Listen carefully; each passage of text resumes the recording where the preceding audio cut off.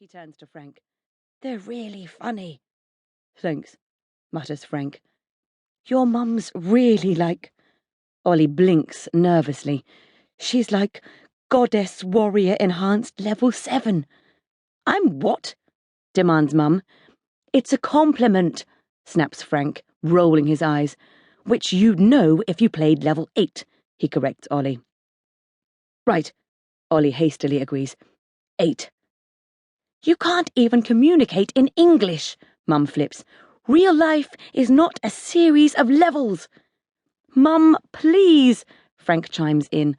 I'll do anything. I'll stack the dishwasher. I'll phone Grandma every night. He casts about wildly. I'll read to deaf people. Read to deaf people? Can he actually hear what he's saying? Deaf people? Mum explodes. Deaf people? I don't need you to read to deaf people. You're the bloody deaf one around here. You never hear anything I say. You always have those wretched earphones in. Anne. I turn to see Dad joining the fray, and a couple of neighbours are stepping out of their front doors. This is officially a neighbourhood incident. Anne, Dad calls again. Let me do this, Chris, says Mum warningly, and I can see Dad gulp. My dad is tall and handsome in a car advert way, and he looks like the boss. But inside, he isn't really an alpha male. No, that sounds bad. He's alpha in a lot of ways, I suppose. Only Mum is even more alpha. She's strong and bossy and pretty and bossy. I said bossy twice, didn't I? Well, draw your own conclusions from that.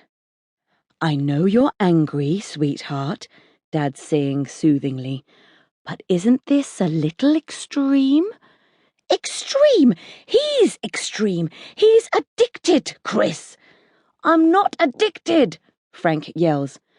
I'm just saying... What? Mum finally turns her head to look at Dad properly. What are you saying? If you drop it there, you'll damage the car. Dad winces. Maybe shift to the left a little. I don't care about the car. This is tough love. She tilts the computer more precariously on the window ledge, and we all gasp, including the watching neighbours. Love? Frank is shouting up at Mum. If you loved me, you wouldn't break my computer. Well, if you loved me, Frank, you wouldn't get up at 2 a.m. behind my back to play online with people in Korea. You got up at 2 a.m., says Ollie to Frank, wide-eyed. Practicing, Frank shrugs. I was practicing, he repeats to Mum with emphasis. I have a tournament coming up.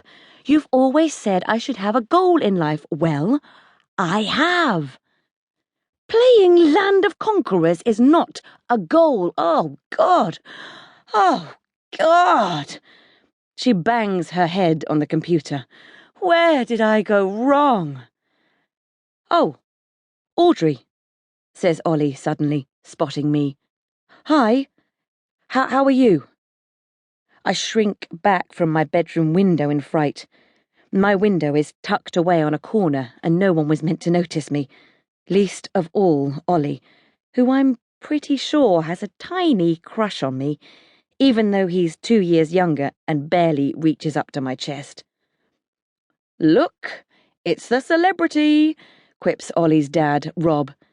He's been calling me the celebrity for the last 4 weeks, even though Mum and Dad have separately been over to ask him to stop. He thinks it's funny, and that my parents have no sense of humour. I've often noticed that people equate having a sense of humour with being an insensitive moron. This time, though, I don't think Mum or Dad have even heard Rob's oh-so-witty joke. Mum is still moaning, "Where did I go wrong?" and Dad is peering at her anxiously. "You didn't go wrong," he calls up. "Nothing's wrong, darling. come down and have a drink. To keep listening to this audiobook, I've left you a link in the description so you can do it, at no cost thanks to Audible's 30-day free trial.